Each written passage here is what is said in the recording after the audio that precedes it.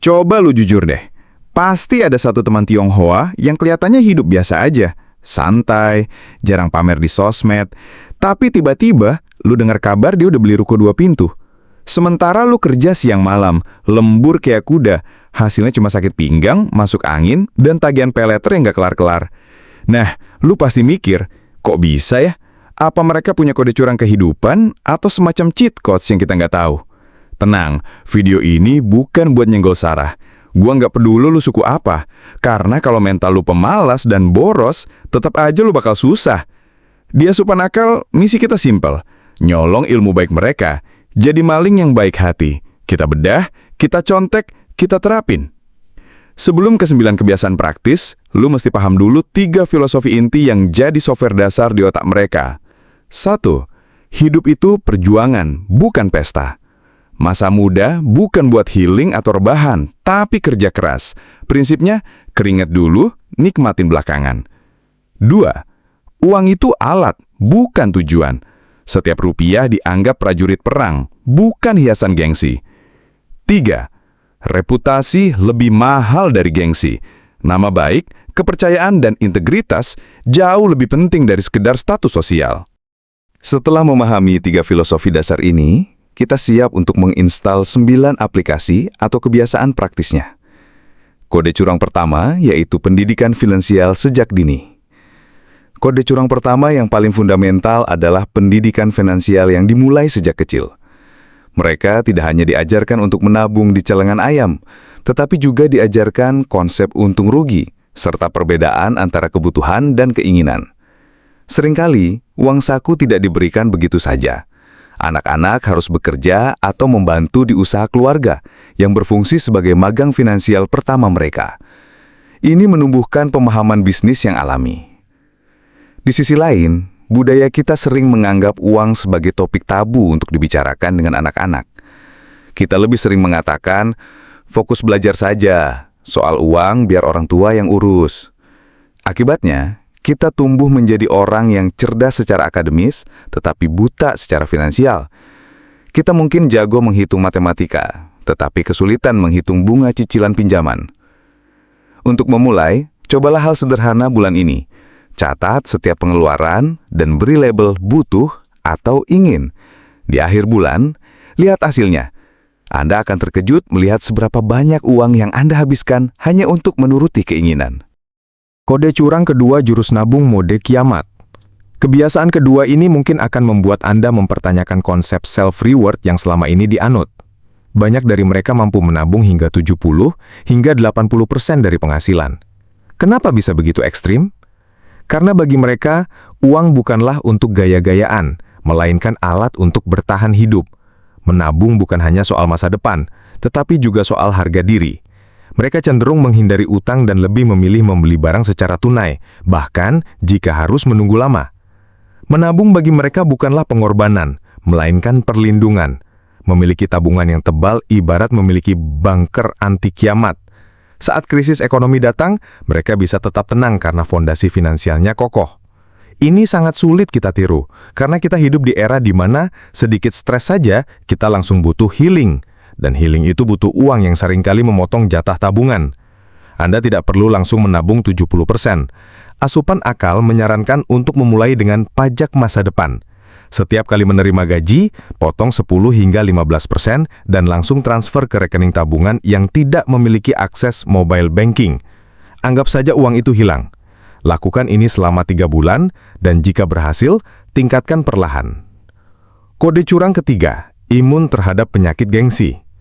Kode curang ketiga ini adalah vaksin mental yang membuat mereka kebal terhadap penyakit paling mematikan di era media sosial, penyakit gengsi. Anda mungkin sering melihat orang yang sangat kaya, tetapi penampilannya sangat sederhana. Hal ini terjadi karena mereka mempercayai bahwa nilai seseorang tidak ditentukan oleh apa yang ia pakai, melainkan oleh apa yang ia hasilkan. Uang mereka terlalu berharga untuk dibakar demi mendapat likes atau pujian di media sosial. Budaya kita seringkali terjebak dalam flexing. Kita rela mencicil gawai mahal hanya agar terlihat sukses. Kita sibuk membangun persepsi kaya, sementara mereka sibuk membangun aset kekayaan itu sendiri. Fokus mereka berbeda. Untuk membangun imunitas ini, cobalah detoks gengsi selama 30 hari. Jangan membeli barang apapun hanya karena merek atau tren. Setiap kali ingin membeli, tanyakan pada diri sendiri, apakah saya benar-benar membutuhkan fungsi dari barang ini? Atau hanya membutuhkan logo yang menempel di barang itu? Latihan ini akan memberikan perspektif baru tentang pengeluaran Anda. Kode curang keempat, prinsip masak sendiri hidupmu. Kebiasaan keempat ini terdengar sepele, tetapi dampaknya luar biasa. Ini adalah prinsip kemandirian total yang bisa kita lihat dari kebiasaan sederhana. Mereka lebih suka memasak sendiri di rumah daripada membeli makanan di luar. Mereka menganggap layanan pesan antar makanan bukan sebagai menu harian, melainkan sebagai pilihan darurat. Ini bukan hanya soal menghemat uang, tetapi soal prinsip yang lebih dalam. Dengan memasak sendiri, mereka memiliki kendali penuh atas kesehatan dan pengeluaran. Yang terpenting, mereka tidak bergantung pada orang lain, bahkan dalam urusan perut. Ini sangat bertolak belakang dengan budaya praktis kita. Kita rela membayar lebih mahal untuk menghemat waktu, padahal waktu yang dihemat seringkali kita habiskan untuk hal yang tidak produktif, seperti bermain media sosial. Untuk memulai, cobalah hal sederhana yang asupan akal sarankan. One day, one meal. Pilih satu hari dalam seminggu dan berkomitmen untuk memasak sendiri minimal 1 kali makan. Tujuannya bukan untuk menjadi ahli masak, tetapi untuk membangun kembali otot kemandirian yang sudah lama tidak dilatih. Kode curang kelima, etos kerja keras dan cerdas. Kode curang kelima ini adalah soal etos kerja. Mereka tidak hanya bekerja keras, tetapi juga bekerja cerdas. Mereka selalu mencari cara untuk melakukan sesuatu dengan lebih efisien, lebih hemat waktu, dan menghasilkan hasil yang maksimal. Ini yang membuat mereka disukai atasan dan cepat naik jabatan. Prinsip mereka adalah, selagi tubuh masih kuat dan waktu masih ada, itulah saatnya berjuang. Mereka tidak anti istirahat, tetapi istirahat bagi mereka adalah sebuah hadiah setelah pekerjaan selesai, bukan pelarian dari pekerjaan yang menumpuk. Anda bisa memulai dengan menerapkan prinsip 1 jam fokus. Setiap hari kerja, alokasikan 1 jam pertama Anda untuk mengerjakan tugas yang paling sulit dan penting tanpa gangguan. Matikan notifikasi ponsel dan tutup semua aplikasi yang tidak relevan. Latih diri Anda untuk memberikan performa terbaik dalam 1 jam itu. Ini akan membangun momentum dan reputasi kerja yang solid. Kode curang keenam, tidak ada pekerjaan hina. Kode curang keenam ini adalah tamparan keras bagi budaya gengsi jabatan yang mengakar di masyarakat kita. Orang-orang ini tidak merasa gengsi dengan pekerjaan apapun selama pekerjaan itu halal dan menghasilkan. Mau jualan kecil-kecilan, membuka warung, atau mengajar les, semua dilakukan. Mereka tahu bahwa semua bisnis besar dimulai dari kecil. Mereka tidak takut memulai dari titik terendah. Banyak sarjana di masyarakat kita merasa gengsi jika harus berdagang. Mereka lebih memilih menjadi staf kantoran dengan gaji pas-pasan demi gengsi jabatan. Mereka sibuk membangun citra, sementara mereka yang sukses sibuk membangun omset. Fokus mereka bukan pada terlihat hebat, melainkan pada menjadi hebat beneran. Anda bisa melatih mental ini dengan tantangan Rp100.000. Coba cari cara untuk menghasilkan Rp100.000 di luar gaji Anda dengan cara yang halal. Tujuannya bukan pada jumlah uangnya, tetapi untuk menghancurkan tembok gengsi di dalam diri Anda dan membuktikan bahwa Anda bisa menghasilkan uang dari mana saja. Kode curang ketujuh, punya banyak keran duit.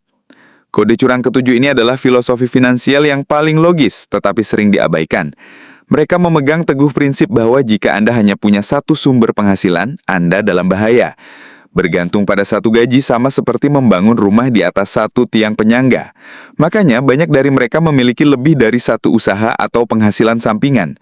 Mereka sadar bahwa dunia bisa berubah kapan saja dan pendapatan harus punya cadangan. Kita sering merasa aman dengan gaji bulanan yang cukup untuk cicilan dan pengeluaran harian. Kita terlalu nyaman dengan pekerjaan utama, sampai lupa membangun sekoci penyelamat. Asupan akal menyarankan untuk melatih cara melihat uang. Cobalah memakai kacamata cuan. Setiap kali Anda mendengar atau melihat orang mengeluh, catat keluhan itu. Setiap keluhan adalah potensi keran uang yang belum terpasang. Jangan langsung eksekusi. Tugas Anda hanya menjadi kolektor masalah di sekitar Anda. Saya jamin, dari 10 keluhan pasti ada 1 atau 2 yang bisa Anda jadikan peluang bisnis. Kode curang ke-8, mantra sakti, ini berguna nggak?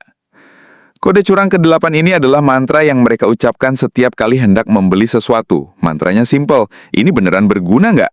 Mereka tidak membeli barang hanya karena tren atau diskon besar. Prinsip mereka adalah utilitas atau nilai guna. Mereka lebih tertarik pada barang yang tahan lama dan multifungsi daripada barang yang hanya keren untuk difoto. Cara berpikir mereka jangka panjang, uang yang dikeluarkan harus sebanding atau lebih kecil dari manfaat yang didapat. Ini bukan soal pelit, tetapi soal bijak. Mereka memiliki kontrol penuh atas impuls membeli. Untuk melatihnya, cobalah gunakan kalkulator harga per pemakaian. Misalnya, jika Anda ingin membeli sepatu seharga Rp1.000.000 dan Anda perkirakan akan dipakai 52 kali dalam 1 tahun, artinya harga per pemakaiannya sekitar Rp19.000. Ini masuk akal. Namun, jika Anda membeli gaun mahal seharga Rp1.000.000 untuk dipakai sekali ke pesta, artinya harga per pemakaiannya Rp1.000.000. Dengan menghitung seperti ini, Anda memiliki parameter logis untuk melawan godaan impulsif. Kode curang ke-9, warisan sebenarnya ilmu, bukan harta. Kode curang terakhir ini adalah yang paling mendalam. Banyak orang kaya baru sibuk mengumpulkan harta untuk diwariskan ke anak, tetapi lupa mewariskan ilmunya. Di banyak keluarga yang sukses, mereka sangat paham bahwa pola sukses harus diteruskan dari generasi ke generasi. Warisan terbesar bagi mereka bukan harta, melainkan karakter.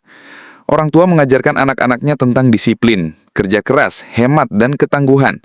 Anak-anak dilibatkan dalam usaha keluarga sejak kecil, bukan untuk dieksploitasi, melainkan untuk belajar langsung dari pengalaman. Mereka tidak hanya mencetak orang kaya, tetapi juga membentuk ekosistem keluarga yang produktif dan saling mendukung. Seringkali titik lemah kita adalah terlalu fokus memberi ikan kepada anak-anak berupa fasilitas dan uang, tetapi lupa mengajarkan cara memancing. Kita ingin anak-anak hidup enak tanpa merasakan susah, tetapi tanpa sadar kita menciptakan generasi yang manja dan tidak siap menghadapi cabangan hidup. Anda bisa memulainya bahkan jika belum punya anak. Cobalah membuat buku warisan pikiran Anda sendiri, bisa di catatan ponsel. Setiap kali Anda belajar sesuatu yang berharga tentang uang, pekerjaan, atau kehidupan, tulis di sana. Anggap ini sebagai wasiat ilmu untuk diri Anda di masa depan, atau untuk siapapun yang akan Anda wariskan nanti. Ini adalah cara mengubah pengalaman menjadi aset yang bisa diturunkan. Jadi itulah 9 kode curang finansial yang telah asupan akal bedah. Kesuksesan finansial bukanlah soal keberuntungan, melainkan soal kebiasaan. 9 kebiasaan ini bukanlah sihir atau privilege etnis, melainkan sebuah sistem yang bisa diinstal di otak siapa saja yang mau. Pertanyaan sekarang bukan, bisa nggak gue jadi kaya? Tetapi, mau nggak gue hidup disiplin seperti itu? Apakah Anda mau menahan gengsi? Mau nggak Anda masak sendiri? Mau nggak Anda berhenti menyalahkan keadaan dan mulai mengatur hidup Anda sendiri dengan bijak? Jawablah pertanyaan itu di dalam hati Anda. Asupan akal sudah memberikan Anda ilmunya. Sekarang terserah Anda. Apakah akan mempraktikannya dalam kehidupan atau hanya menyimpannya di riwayat tontonan YouTube Anda? Jangan hanya menonton sambil mengangguk-ngangguk. Mulailah praktikan setidaknya 1 dari 9 jurus ini besok.